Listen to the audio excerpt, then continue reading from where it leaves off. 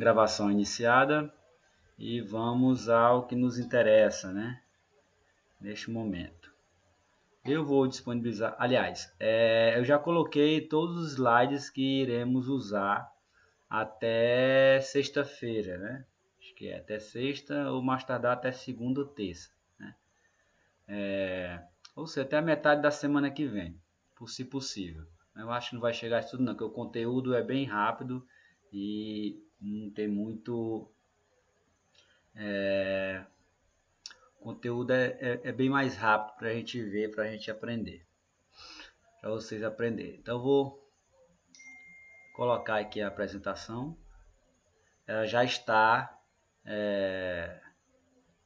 ela já está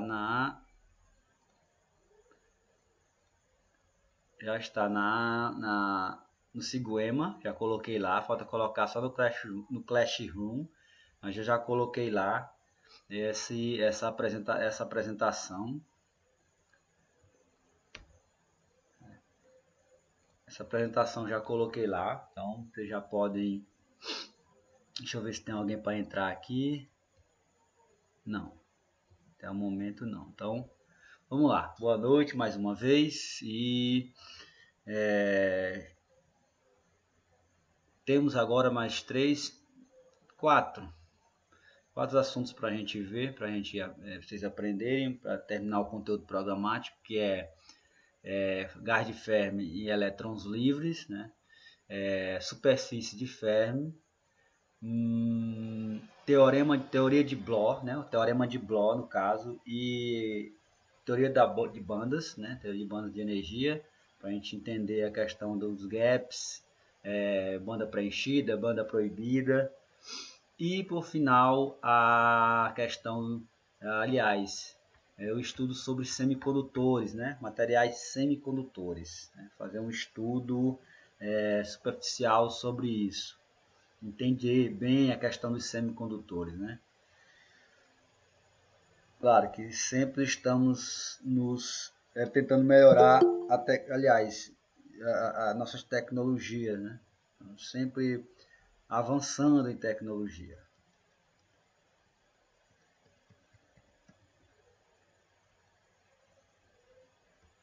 Então, gás de Fermi, de elétrons livres e metais. O que quer dizer capacidade térmica, né? O que quer dizer esse elétrons livres, né? É como se eu estivesse colocando uma caixa e colocasse um elétron livre, ele fica lá dentro, né? Andando de um lado para o outro, né? Ele fica percorrendo essa caixa, vou colocar ela bidimensional, e ela fica oscilando, aliás, fica andando ou percorrendo essa caixa, né? Ela fica circular, livre de qualquer potencial. Então ela fica lá se movendo dentro dessa partícula. Na mecânica quântica a gente tem o pulso de potencial, a gente pode calcular a probabilidade de encontrar esse elétron dentro dessa caixa, né? Se alguém já viu mecânica quântica, então sabe muito bem o que eu estou falando. Então, a gente viu que a questão do estado fundamental de um sistema de N elétrons não interagentes e confinados no volume, né? O que é o estado fundamental? O estado fundamental é o estado de menor energia, né? Das partículas do corpo, é o estado ground state chamado, né? Estado fundamental, o estado de menor energia do sistema. Então, os elétrons, né, ele ocupam os estados permitidos de mais baixa energia. É isso? Claro, sempre respeitando o princípio da exclusão de Pauli. E esses elétrons estão distribuídos em N sobre 2 estados de energia, né? Ou seja, o número de elétrons é sempre duas vezes, a gente pode calcular depois aí sobre unidade de volume, esse é o número de elétrons por unidade de volume. Mas lembre-se que cada estado de energia eu posso comportar apenas 2 elétrons, né? Um para cima e outro para baixo, um up e outro down. Então, por isso esse N sobre 2, entendeu? Para identificar isso que, exatamente, princípio da exclusão de Pauli. Estão distribuídos N sobre 2 estados de energia de uma partícula. com os mais baixos valores de K, né? Deixando os demais vazios. O maior valor de K é chamado de K de Fermi, é o maior valor de K no espaço dos vetores de onda, do número de onda, né? Para contar esses n sobre 2 estados, é conveniente representá-lo no espaço de K. Então aqui está representado o espaço de K, né? Fazendo Kz igual a zero,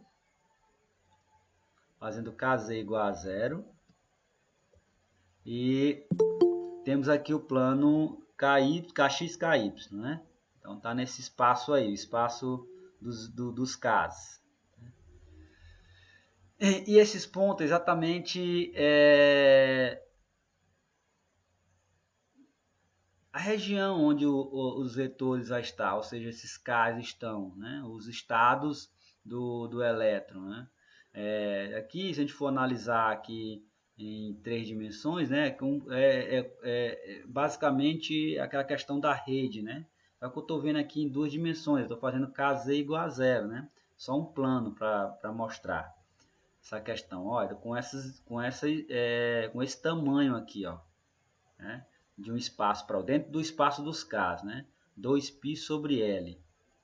Ou seja, os Ks eles variam. Cada K depende de um número inteiro aqui, ó. Tem vários Ks permitidos dentro do espaço, né?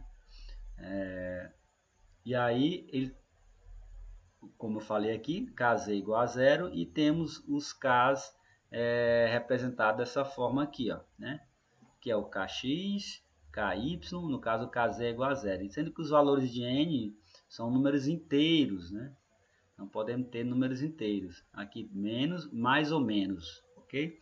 E no espaço dos Ks, esse elétrons ocupados dentro dentro dos estados permitidos.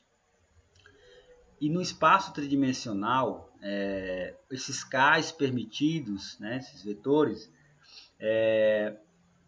eu posso tirar exatamente de uma caixa, como eu falei. Uma caixa, um elétron dentro de uma caixa, e usar a equação de Schrödinger. A equação aqui para um potencial igual a zero. Ou seja, a equação de Schrödinger para um elétron livre. Né? Um elétron livre. Do H cortado sobre 2, menos H cortado sobre 2 sobre 2m, nabla 2 de πc de R, né? Igual a energia πc de R, certo? E o potencial aqui é igual a zero. Equação que cada elétron do gás deve obedecer essa equação de Schrödinger aqui. Lembrando que no volume, né, no cristal, as funções de ondas são espaciais, né? Aqui, ó, I menos I, uma onda plana, menos IK vetorial R, né? Ou seja, eu vou ter Kx vezes X, mais Ky vezes Y, mais Kz vezes Z, ou seja, aqui em 3 dimensões, ó, né? E essas energias podem ser obtidas, como a gente já fez lá na relação de dispersão, em relação a K, né? A energia como sendo H cortado 2, K2 sobre 2M. Sobre 2M. Exatamente aqui, ó, sai daqui, ó, da energia, aliás, da partícula livre. A energia da partícula livre. Para cada valor de K, esta energia, né, essa função dá a superfície esférica de raio K. Então, se eu for olhar aqui em 3 dimensões, eu vou ter lá uma superfície esférica, né? Dentro está toda a minha, dentro dessa esfera, aqui, ó, dentro dessa esfera, está todo os Ks permitidos. E essa superfície aqui, desse espaço, é chamada de superfície de Fermi. Né? Os pontos Ks aqui estão uniformemente distribuídos, né? Cada ponto ocupando um volume de 8π ao cubo, dividido pelo volume, né? Então, distribuído dessa forma. Claro, quando eu quero tender esse L para infinito, que é o tamanho, né, da caixa, então a caixa de tamanho L, se eu for estender esse L, esse tamanho da caixa para o infinito, a distribuição de pontos é praticamente contínua, né? Mas permanece contável no momento, os estados ocupados.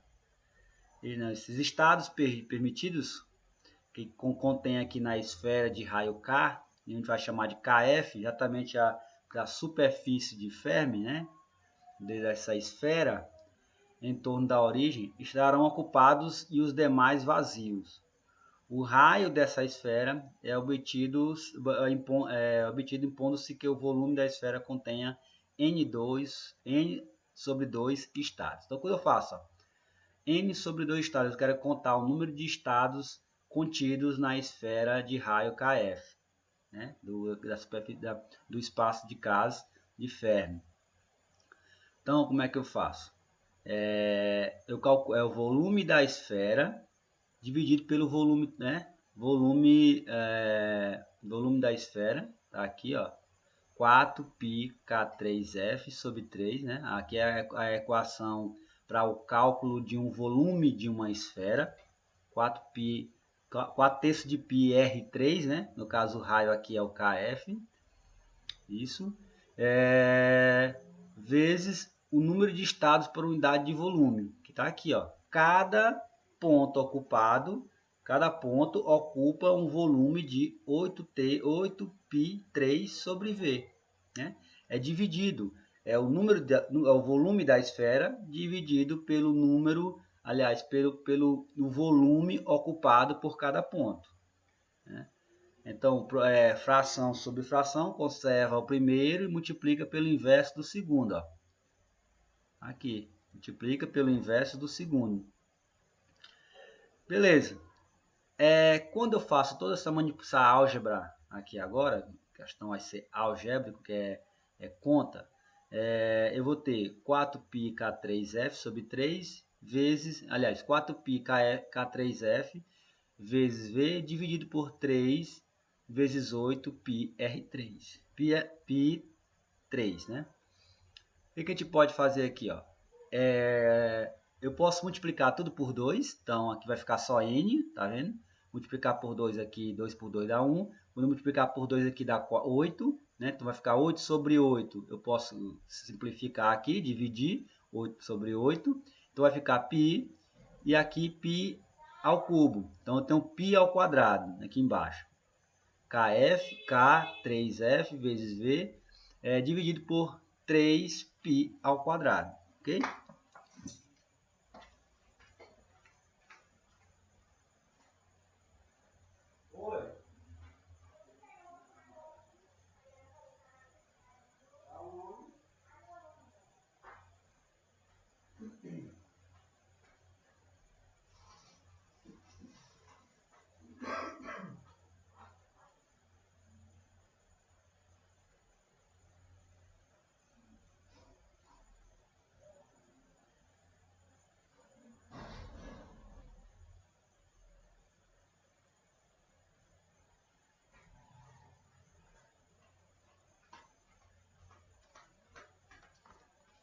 Voltando aqui, né? Desculpa, eu estava atendendo aqui o pessoal, rapidinho, mas vamos voltar aqui. Fazendo essa manipulação matemática aqui, eu vou ter que o número de estados contidos na esfera vai ser K elevado a 3 vezes V dividido por 3π ao quadrado. Ó, tá aqui. Aliás, 3π ao quadrado. Claro, se eu colocar aqui o V no denominador, né, fazendo aqui o produto dos meios aqui, ó, eu tenho o seguinte, N sobre V, ou seja, o número de estado por unidade de volume, chamado de Nzinho, ó, que é o gás com densidade eletrônica. Então vai sobrar K3 sobre 3π ao quadrado, ó. É o que vai sobrar. Beleza, quando eu jogo esse número de estados por unidade de volume dentro da energia de Fermi, da energia, no caso, da energia do elétron livre, né? Aqui, ó, quando eu jogo aqui no espaço dos N's aqui, dos K's, né?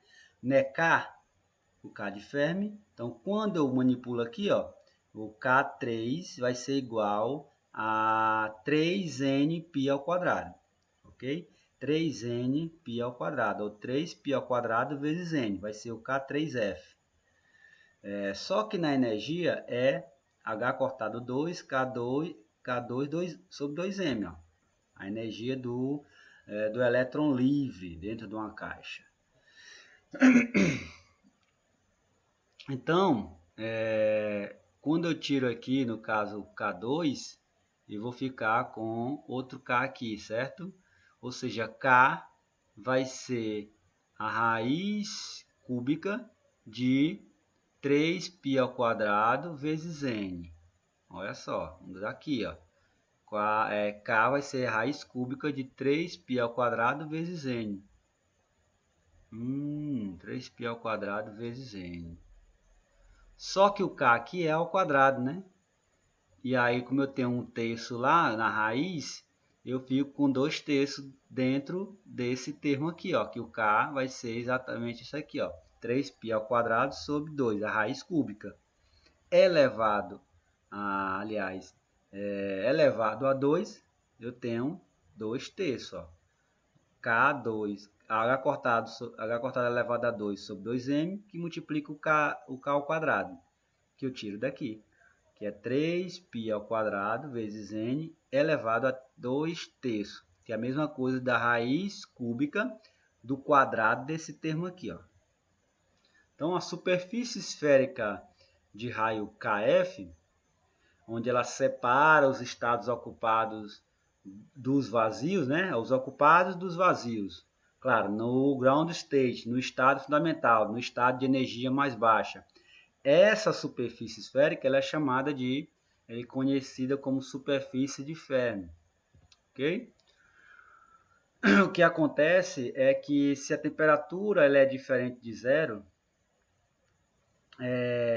a energia cinética do gás cresce com o crescimento da temperatura, né?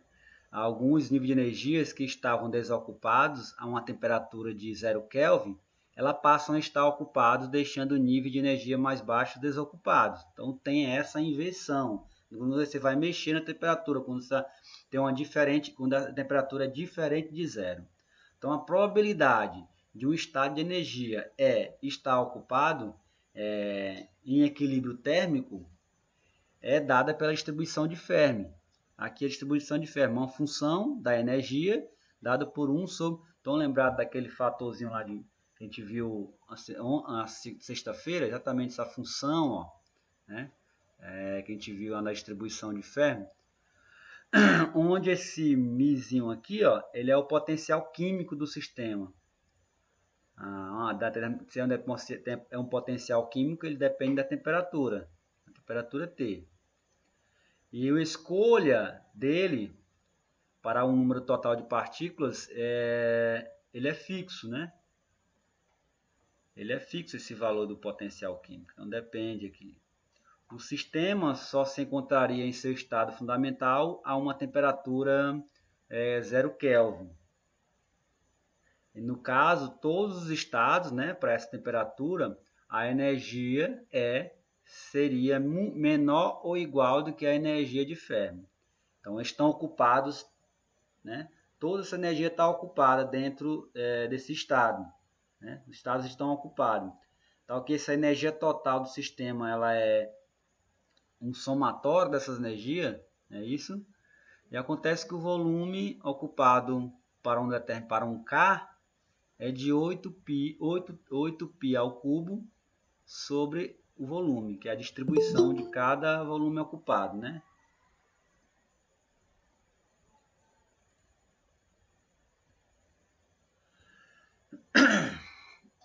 Com isso, temos os estados eletrônicos ocupados nesse espaço dos Ks. Vai levando-se em conta o spin eletrônico. Então aqui é o número de estados eletrônicos, né? Vai chegar também no densidade de estados, a gente vai chegar nessa distribuição do estado eletrônico, né? Que é dado por essa equação aqui, ó, ok? Logo, essa densidade de estados entre essas variações de energias, ela será igual ao número de estados entre os espaços de K, entre as variações do espaço de K. Então, a expressão da densidade, aquela expressão se torna essa, com D chamando de densidade de estados, né? E dependendo do K e do ômega, ou seja, isso aqui é do velocidade de grupo, sabendo que a energia de Fermi, a energia do elétron livre, é dado por essa equação, né? E, consequentemente, se eu isolar aqui o K, eu tenho isso aqui. E quando eu derivo o K em relação à energia, né, uma derivada aqui, ó, uma primeira derivada, né, eu tenho essa expressão aqui, ó, derivada de K em função de E. Então, aqui é simples a derivada. Derivado do de dentro é igual a vezes a derivada do de fora, né? Derivado do de dentro vezes derivado do de fora. Derivado da de dentro é 2m, né? Vezes a derivada da de fora e menos 1 meio, aliás, 1 meio menos 1, que dá menos 1 meio, né? Então, eu tenho esse aqui, ó, essa derivada. Aqui é uma constante, né? Aqui eu posso fazer da seguinte forma, nem através da regra da cadeia, porque é 2m elevado a 1 meio vezes e elevado a 1 meio. Ok. Então, aqui é uma constante, então beleza. E derivo só e elevado a 1 meio. Então, só que 1 meio menos 1 é menos 1 meio, né? E desce 1 meio e subtrai de uma unidade a potência. É o que ocorre aqui, ó. Então, a derivada de de K em função de E. E aí eu tenho que a densidade de estados para o elétrons livres, né? O gás de Fermi de elétrons livres, eu tenho essa expressão aqui, ó, depois dessa manipulação matemática aqui, de substituir na energia aqui, ó. Então, para eu ter essa densidade de elétrons, né, eu preciso calcular a integral dentro do espaço de Fermi, dentro da superfície de Fermi, né? Dentro da superfície de Fermi, que é de 0 até a energia de Fermi, que eu posso fazer essa integral dessa função. Então, que claro que a densidade de estados depende da energia. Então, fazendo essa integral para calcular o número de estados, né? No caso, o número de estados, né? Eu faço o cálculo da integral de uma densidade. Logo, eu tenho o número de estados total. Só que eu tenho que integrar esse número de densidade de estados, né? Essa nuvem eletrônica, tenho que integrar dentro de um limite da energia de Fermi, né? Dentro da energia de Fermi, onde estão os estados ocupados. Onde estão os estados ocupados de energia. E quando eu faço a integração aqui, eu obtenho esse resultado aqui, ou seja, o número de estados, ou densidade de estado, né? Densidade, no caso, densidade de elétrons, ou seja, o número de elétrons por unidade de volume, eu tenho da seguinte forma, N sobre V, né? Aqui inverto aqui, e eu tenho uma densidade de elétrons, né? Por unidade de volume. Consequentemente, desse N aqui, eu substituo na energia de Fermi, na energia do estado, aliás, do elétron livre, né? Sempre eu substituo lá esse N, aqui, ó. Sempre eu substituo aqui, ó. Né?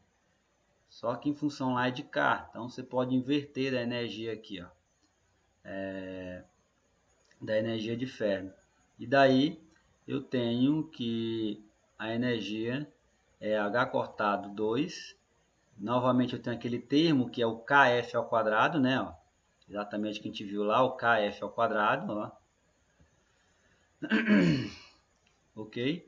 E temos a densidade de elétrons com relação à energia de Fermi. Né? Ou seja, para descobrir a densidade de elétrons. Né? Então, sabendo que essa densidade de elétrons e essa função de distribuição, né? a energia do gás de elétron obtém-se da seguinte forma, a integral dos dois, né? E é a energia, densidade de elétrons e a função de distribuição. Para qualquer temperatura, o número de elétrons ele é fixo. Então, temos que fazer a densidade dentro da superfície de Fermi, né? Está dentro da região da superfície de Fermi, que tem que ser igual a essa energia, né? Ao produto, a integral do produto dessas duas distribuições, tanto a densidade quanto a distribuição a distribuição de Fermi. Essa soma, na integral, ela é uma soma desses estados, vai dar exatamente o número de elétrons, o número de estados ocupados. E para uma temperatura igual a zero, esse beta ele vai tender ao infinito. E quem é o beta? Lembrado lá quem é o beta? É 1 sobre kBt, né? E como o t vai ser zero no denominador, logo esse beta ele vai para o infinito. Isso é função, isso é uma incógnita, né? Eu não posso ter zero. Quando eu coloco para zero o t, né, no denominador, para zero, é claro que toda a fração, o inverso, ele vai para o infinito. E o potencial químico é igual à energia de Fermi. Como está descrito aqui nesse gráfico. A distribuição de Fermi ela é igual a 1 se a energia do sistema for menor ou igual que a energia de Fermi. E a distribuição ela é igual a zero se a energia do sistema for maior do que a energia de Fermi. Então, neste caso, o potencial químico ele é geralmente chamado de energia de Fermi.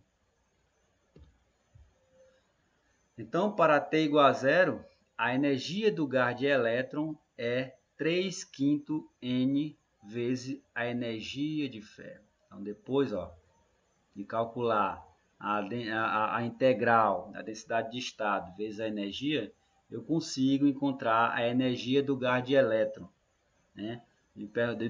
Claro, para o estado fundamental, para a energia para o estado de menor energia, né? É isso que a gente tem já calculado, que é 3/5 do número de estados, número de elétrons, vezes a energia de Fermi. Ok? Para os metais, os elétrons de condução ele tem uma energia de Fermi sobre a constante de Boltz igual à temperatura de Fermi.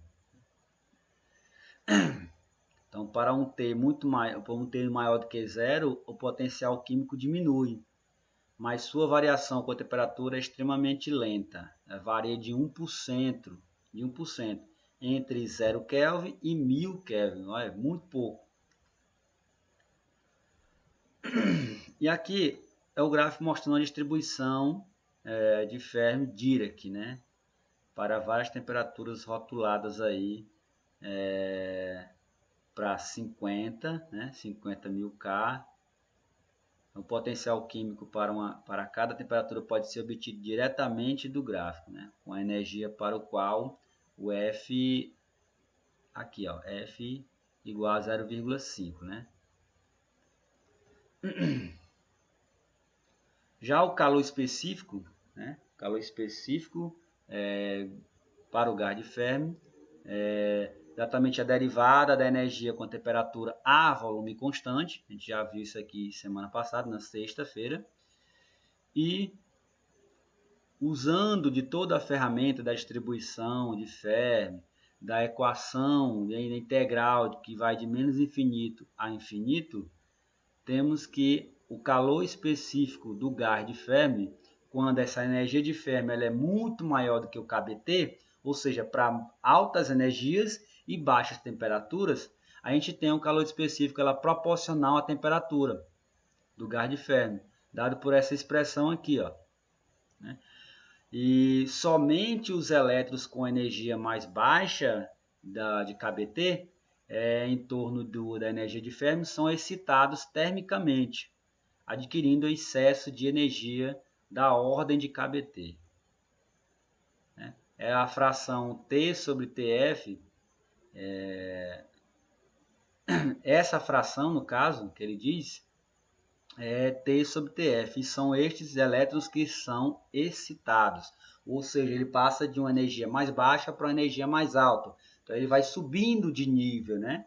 Por isso que os elétrons são esses níveis são devido à excitação, as energias vão subindo, né? O fato de que somente alguns elétrons são excitados termicamente é uma consequência direta do princípio de exclusão de Pauli e de que eles obedecem à estatística de Fermi-Dirac, essa variação onde o calor específico ela é proporcional à temperatura. Para baixas temperaturas, né, acabou de ver, o calor específico é dado por essa equação que a gente mostrou na sexta-feira, né, para os metais, no caso, né? Calor específico, a volume constante para os metais, claro. Ela depende, aliás, esse A e o B são constantes, né? Característica do material, metal estudado. Esse fator para os elétrons e esse fator T ao cubo para os fônons, como a gente viu. E essas constantes têm essas expressões, ó, para as características dos metais. Então, depende da temperatura de Fermi. Em geral, os valores experimentais são expressos como o calor específico a volume constante sobre a temperatura. Quando eu faço isso aqui, sobre a temperatura, quando eu divido tudo por T, vou ficar com A mais BT ao quadrado. E podemos plotar um gráfico disso para ver que é uma reta, uma inclinação B. Claro, se fica A mais BT ao quadrado, eu tenho uma reta com inclinação B, interceptando o eixo das abscissas, né? É dessa forma aqui, ó. Então, aí é um resultado experimental. No caso, o calor específico da temperatura, do potássio, né? Calor específico do potássio.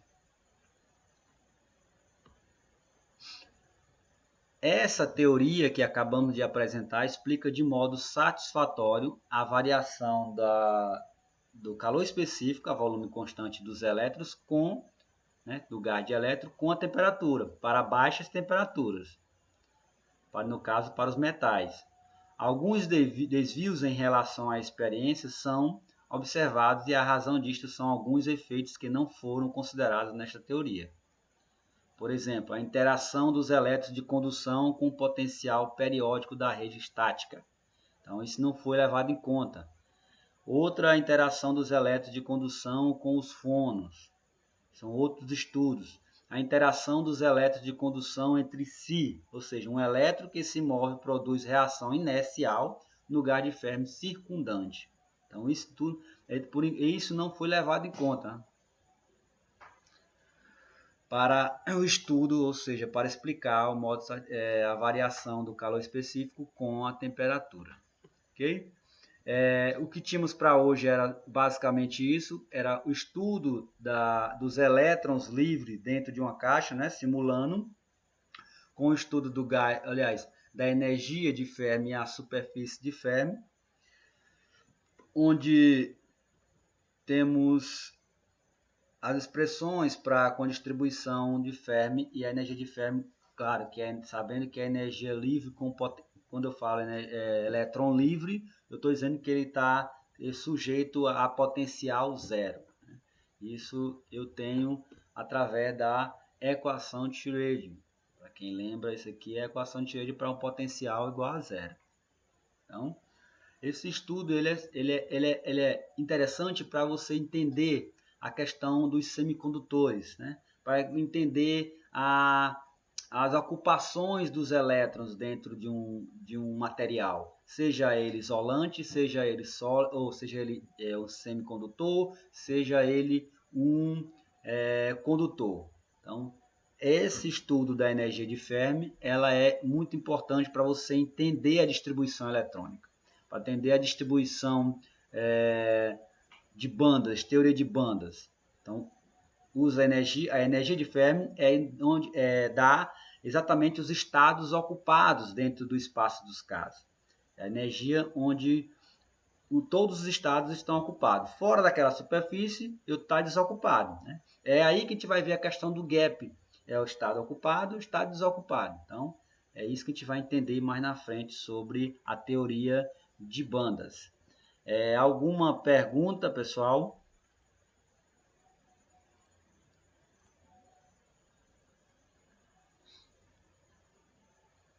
Perguntas?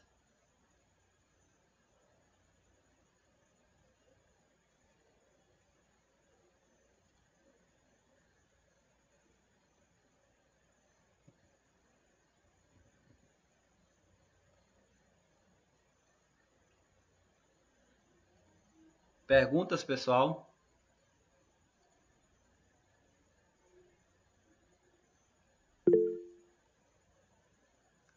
Ok. Então,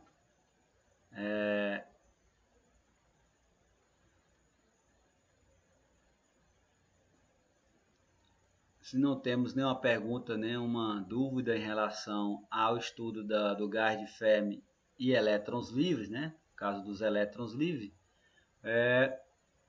ficaremos por aqui. Amanhã voltaremos no mesmo horário e continuaremos com o conteúdo programático. Ok? Alguma dúvida sobre também a avaliação? Se tiver dúvidas ou não está entendendo alguma pergunta, é só procurar lá no WhatsApp, no grupo, como estão procurando, e responderei e ajudarei da melhor forma possível. Ok? Desde novamente uma boa noite a todos e ficam com Deus e até amanhã. Qualquer coisa, usem o WhatsApp para comunicar comigo, viu? Ou no grupo ou no privado. Se for questão da avaliação, eu peço que seja no grupo, porque aí pode ter a dúvida que eu tirar de um de vocês servirá também para outros, ok? Boa noite, pessoal. Ficam com Deus e até amanhã, ok? Boa noite.